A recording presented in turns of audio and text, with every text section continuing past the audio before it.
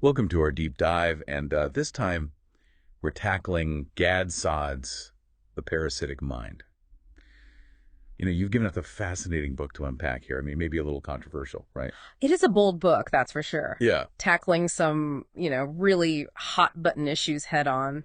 But I think what makes it really compelling is the way Saad uses his own life experiences to kind of explore these really complex topics. Yeah, I mean, right from the start, he connects his childhood growing up in war-torn Lebanon to his fight against what he calls bad ideas, Yeah. in the West. It's a powerful way to start a book. Yeah, and it's more than just, a catchy opening. It really sets the stage for his central argument. Yeah. This idea that certain ideologies can function like mind viruses, infecting our thinking and hindering our ability to reason. Okay, so let's dig into that a little deeper. What exactly does he mean by these mind viruses? So he's talking about ideologies that spread, much like viruses do, right? Right. Replicating, transmitting from person to person. But instead of causing physical illness, these mind viruses, they distort our perception of reality. They hijack our emotions, and ultimately they make us less rational. And he sees these, as he calls them, bad ideas, as a direct threat to the values he holds dear, freedom and truth. Absolutely, yeah. He sees them as eroding the foundations of a free and open society, especially in places like universities, which ironically should be bastions of free thought and intellectual exploration. Yeah, and that's where it gets really interesting, right? Yeah. Saad, points out this fascinating trend. University mottos, they used to emphasize truth. Now they focus on feelings. Yeah. It's a small detail, but he sees it as a symptom of a much bigger shift. He argues that universities, instead of being these marketplaces of ideas, have become these echo chambers where certain ideologies go unchallenged, even when they clash with reason and logic. And it's not just theoretical for him. He shares this really chilling anecdote from his own childhood. A classmate casually saying, "When I grow up, I want to be a Jew killer." Yeah. It really highlights the power of early indoctrination. It does. And how these harmful ideologies can take root early on.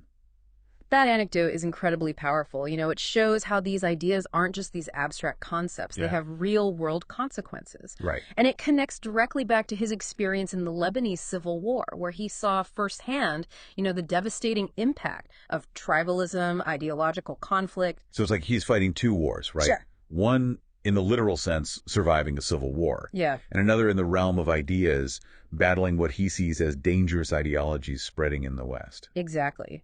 And he sees a clear link between the two.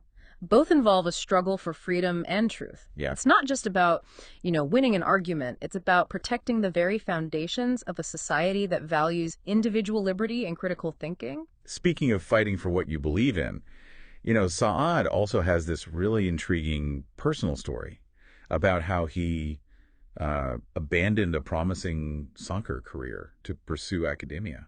That's right. He talks about how his father, pushed him towards soccer. Yeah. Seeing it as a path to success. But Saad ultimately chose to follow his own, intellectual passions, even though it meant going against his family's expectations. Yeah, it speaks to his independent spirit and his willingness to kind of forge his own path. Yeah. He even uses this idea of life scripts to describe, how some people are driven by ideals rather than just, blindly following predetermined paths. And it's this independent thinking that really fuels his criticisms of modern universities. Right. He sees them as straying from their core mission of pursuing truth and challenging conventional wisdom. Instead, he argues they've become more focused on promoting certain ideologies, even, at the expense of academic freedom. He doesn't hold back either. He dives right into some controversial examples, like the case of Geert Wilders, the Dutch politician who was prosecuted for criticizing Islam. Yeah. I mean, that's a pretty stark example of how, in some cases, freedom of speech can be stifled, especially when it comes to sensitive topics like religion. It's a real-world illustration of what Saad calls forbidden knowledge. Right. These ideas that become untouchable in certain circles, even if they're, backed by evidence or logic. It's almost like there's this unspoken rule that you can't question certain things, even if you're doing it in a, reasoned and respectful way. That's exactly what Saad is pushing back against. Yeah. He argues that this kind of self-censorship is dangerous because it allows bad ideas to flourish unchallenged. Right. It creates an environment where truth becomes secondary to feelings and ideology. And he doesn't just point fingers at universities. He also takes on another very hot-button issue, the reactions to Donald Trump, especially within academia. Yeah, this is where things get even more interesting, right? Yeah. Instead of just jumping on the bandwagon of, criticizing Trump supporters, he takes a step back. Yeah. And he tries to understand the phenomenon from a psychological perspective. So instead of dismissing Trump's victory as simply the result of, racism or ignorance, he offers a different explanation. He suggests that many academics were, viscerally offended by Trump's style and persona, right, which clashed with their own sensibilities and values. Yeah. He argues that this emotional reaction actually clouded their judgment and prevented them from seeing the underlying reasons for Trump's appeal. So he's basically saying that their own biases prevented them from seeing the bigger picture. Exactly. And he goes on to offer a different explanation for Trump's victory, drawing on, principles of behavioral decision-making, evolutionary psychology. He even gets into the idea of, costly signaling, where people engage in behaviors, like supporting a controversial figure, to demonstrate their commitment to a group or ideology. It's a fascinating take. Yeah. He's challenging the conventional narrative and forcing us to look at things from a new perspective. Yeah. It's almost like he's saying, don't just react emotionally.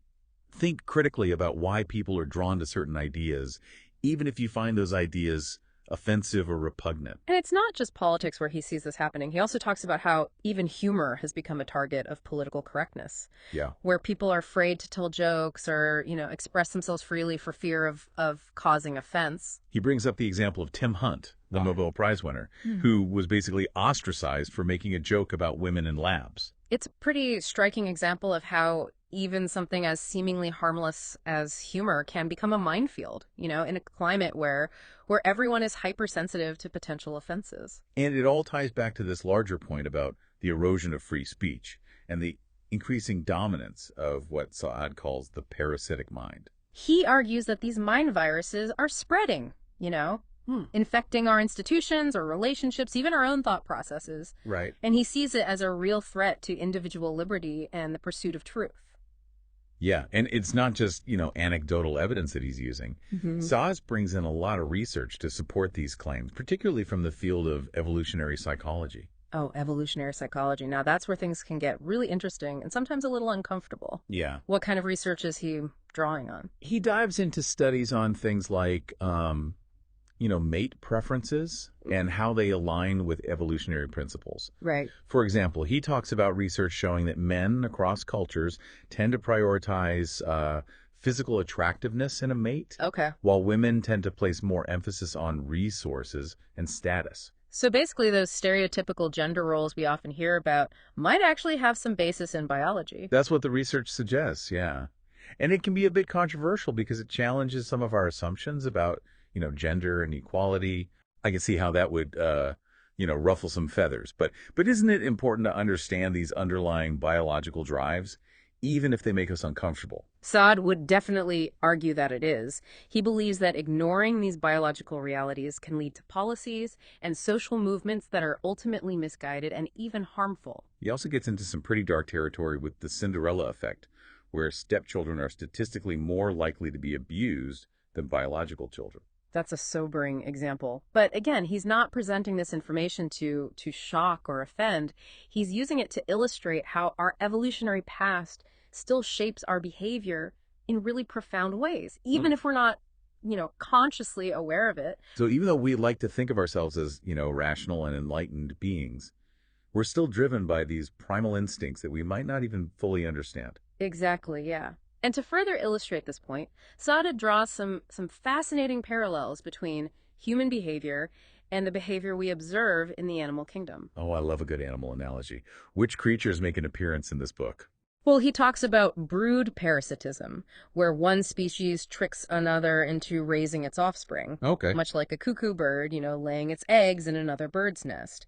He also brings up the idea of Batesian mimicry, where harmless species evolve to resemble dangerous ones, as a form of self-preservation. So he's essentially arguing that humans are just as capable of deception, manipulation, and self-preservation as any other animal. That's a key point he makes. We may dress ourselves up in fancy clothes and develop complex social structures, but underneath it all, we're still subject to those same evolutionary pressures. It's a humbling thought, for sure. But it also kind of raises a question, if these behaviors are so deeply ingrained, can we really change them? That's where Saad's emphasis on judgment comes in. Okay. So he's saying we should be judgmental. Isn't that a bit, judgmental? He'd probably chuckle at that. Yeah. Saad actually pushes back against the idea that we should be non-judgmental all the time. Right. He argues that judgment is an essential part of, decision-making, and that avoiding it can actually be harmful. So we judge potential mates. Yeah. We judge job candidates. We judge restaurants. It's how we navigate the world and make choices. Precisely. And Saad believes that suppressing our natural capacity for judgment can lead to apathy and inaction, even in situations where we should be, speaking up or taking a stand. He even connects it to the bystander effect, where people are less likely to help someone in need if there are, other people around. Exactly. If everyone assumes, someone else will step up, then no one does. Right. And Saad argues that the same dynamic can play out in the intellectual realm. Yeah. Where people are afraid to voice their opinions or challenge the status quo for fear of being judged or ostracized. So speak up, people. Yeah. Don't be afraid to share your opinions, even if they're unpopular. That's the message. In fact, Saad encourages readers to, activate their inner honey badger. Okay, I have to admit, that one made me laugh. What's the honey badger connection? Well, honey badgers are known for their incredible fearlessness. They'll, take on animals much larger than themselves without hesitation. Right. Saad uses them as a metaphor for intellectual courage, for being willing to stand up for what you believe in, even when you're, facing opposition. I love it. So it's not just about being right. It's about being willing to fight for what you believe is right, even if it makes you unpopular. Exactly. It's about having the courage to think for yourself and speak your mind, even when it's difficult. Saad argues that this kind of intellectual independence is essential for combating the spread of mind viruses and preserving a free and open society. So we've covered mind viruses, sneaky fuckers, honey badgers. This book is quite the ride. But it's not all doom and gloom, is it? Does Saad offer any solutions to these problems he's identifying? Absolutely. He's not just pointing out the problems. He's also offering, a path forward. Yeah. He believes that reason, logic, and the scientific method are the best tools we have for combating irrationality and dogma. So it's about using critical thinking to challenge our own assumptions and biases. Exactly. He also emphasizes the importance of, individual liberty, free speech, and open debate. Right.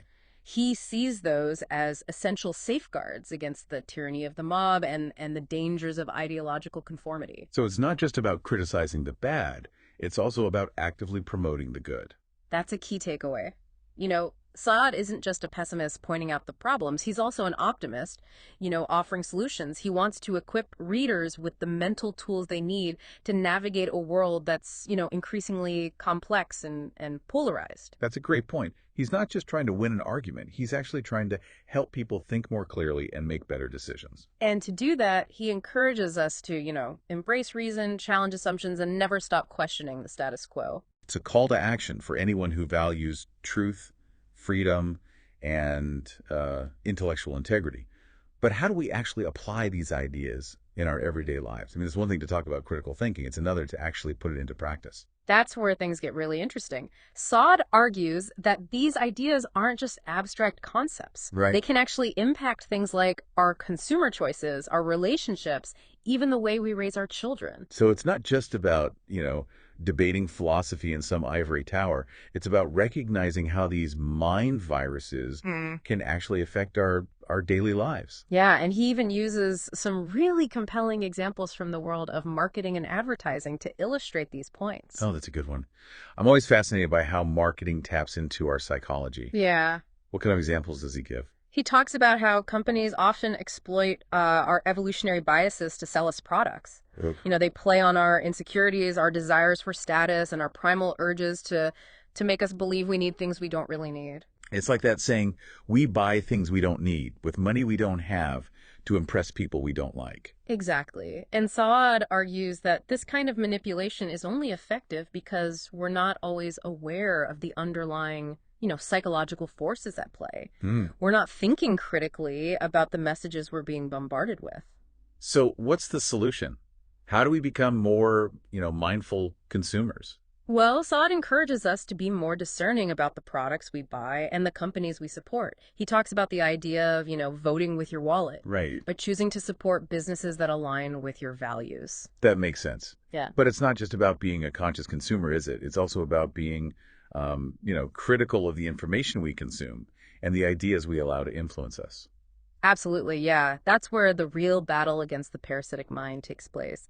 It's not just about, winning arguments or proving who's right. It's about cultivating this mindset of critical thinking and intellectual honesty. It sounds like it's about being willing to question everything, even our own deeply held beliefs. Exactly. It's about being open to different perspectives.